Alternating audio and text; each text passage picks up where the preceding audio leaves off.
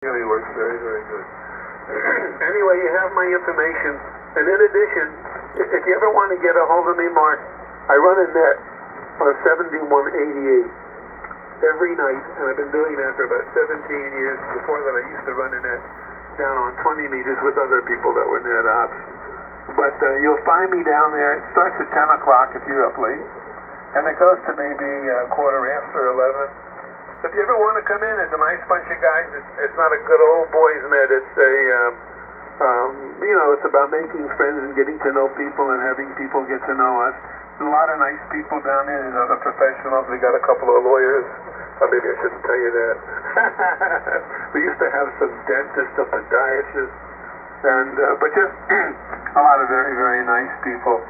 So you might want to stop by if you need anything. You can reach me down there. You'll see me there every night. 7.188, 10 o'clock. All right, I gotta get cracking over here, and I hope I can bump into you again. I hope you come down and say hello. It was very nice making your acquaintance. Thank you for the audio report, and thanks for coming back to my CQ, Mark. And to Mike, David, November Charlie 4 Love, no charge for ladies. 7-3, and Amelia, pleasure meeting you.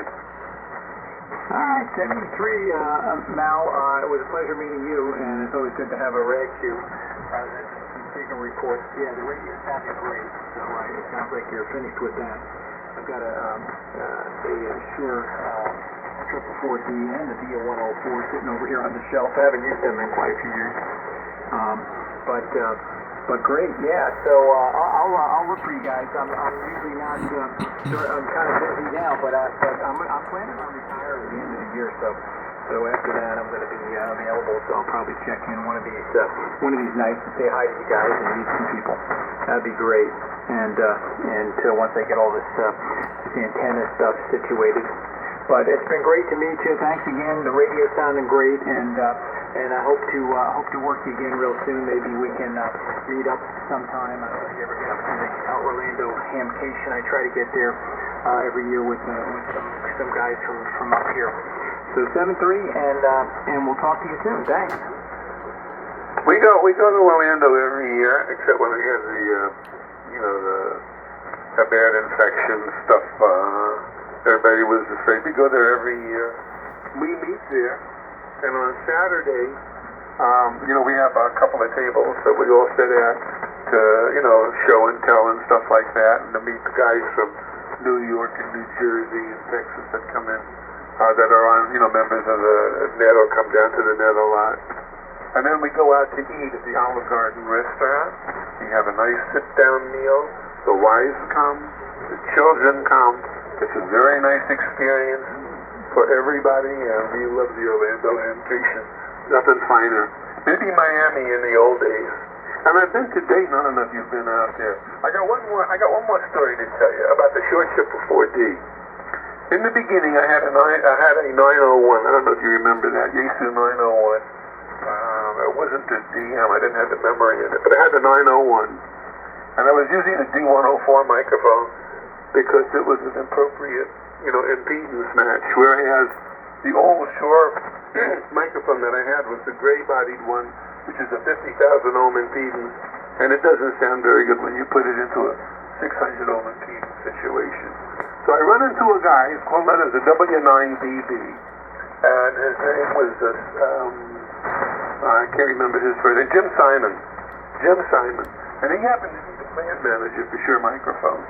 And I was telling him I was very unhappy because I couldn't get a low impedance microphone to my 901, and I had to use the D104. And I don't like that microphone. It's uncomfortable. It's unbalanced. It falls all over the place.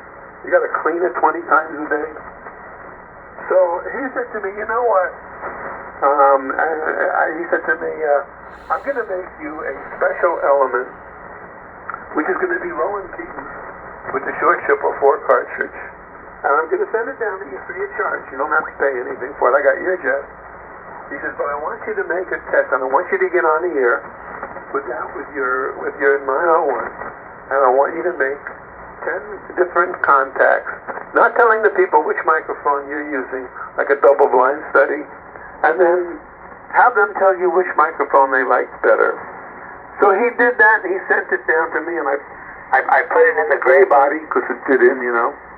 And I was on with them. I did the test, and as it turned out, 9 out of 10 people told me the 444 was decidedly better, that the D104 was a little bit too thin. One of them said he wasn't sure. So I gave that information back to him, and he said, okay, we're going to model that now. We're going to bring that out in a dual impedance version where you can switch it from one to the other on the bottom. I'm still using the original cartridge and this microphone. Anyway, that's the story, and have a good day. All right, well, that's history there. That's awesome. All right, excellent.